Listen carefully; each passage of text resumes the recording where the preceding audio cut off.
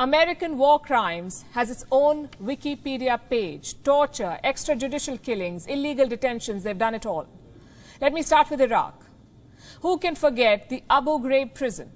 This is where America perfected their war crimes. Prisoners were tortured, raped, sodomized and killed. All of this is documented. In fact, it was authorized by the US government. Their Justice Department released a memo before the Iraq war. It's called the Torture Memos. What did this document say? One, that US officials cannot be charged with war crimes. And two, that enhanced interrogation techniques can be used on prisoners. What are these enhanced techniques? Basically a clever way of saying torture. And two pictures sum up what America did in Abu Ghraib. Here's one of them. The prisoner is made to stand on a box. His head is covered and his fingers are connected to an electric wire. Do you know what his interrogators told him? If you fall off the box, you will be electrocuted. That's what he was told.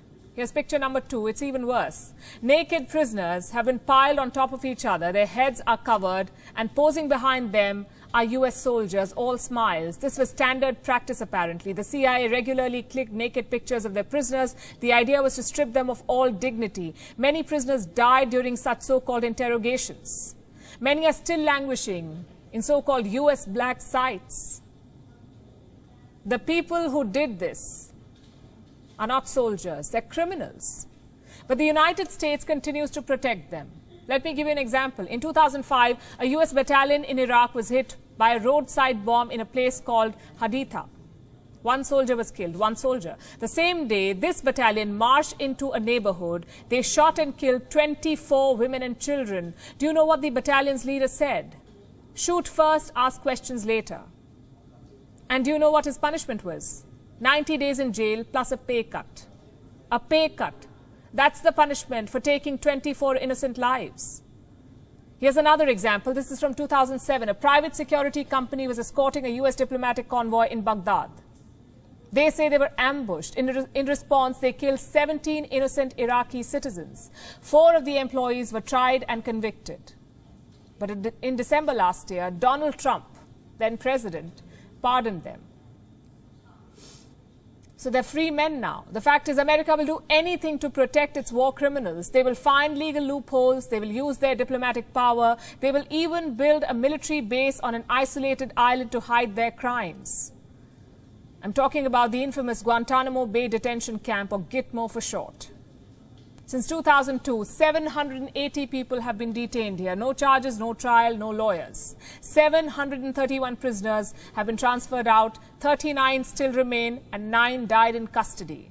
Gitmo is a monument to America's ruthless crimes. Prisoners say they were tortured with broken glass, strangled with barbed wires, forcefully injected with drugs and repeatedly raped. Remember who's doing this. The supposed human rights champion, the self-proclaimed guardian of freedom.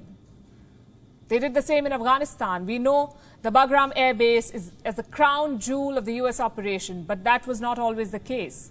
Bagram also houses a detention camp. Prisoners were chained to the ceiling. They were beaten, sexually assaulted and killed. Then you have a list of illegal operations. The Kandahar massacre, 16 civilians dead, including 9 children. The Maiwand district murders, 3 civilians dead. The Kabul airstrike, 9 civilians dead. This last one happened this year. An entire family was wiped out in one strike. What's the punishment for such mistakes? Apparently nothing. The Pentagon says no US soldier will be punished. No jail, no demotion, not even pay cuts. And frankly, we should not be surprised. America's drone strikes are among the biggest war crimes in human history.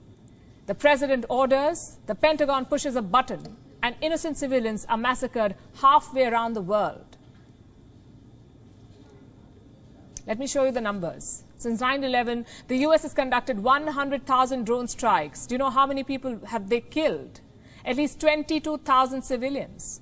The worst estimate is 48,000. Could any other country get away with these crimes? No, they would be sanctioned, at the very least dragged to court. And that's the other issue. The US is yet to join the International Criminal Court, which means the ICC, International Criminal Court, cannot prosecute US soldiers. Then who can? American courts. And we all know how that ends. Even if US courts convict a soldier, their president ends up pardoning him. He becomes a decorated war hero instead of a war criminal. Hollywood makes movies on them. Late night shows interview them. This is the reality of the United States. The American war machine is actually a war crime machine. It's about time someone called them out. US soldiers arrive in foreign lands as messengers of peace and freedom, but they leave as merchants of death and destruction. So if Joe Biden wants to talk democracy and human rights, maybe start with your own military. Join the International Criminal Court. Subject your soldiers to independent probes. Until then, do not take the moral high ground, because the mass graves in Afghanistan, Syria, Libya and Iraq disagree.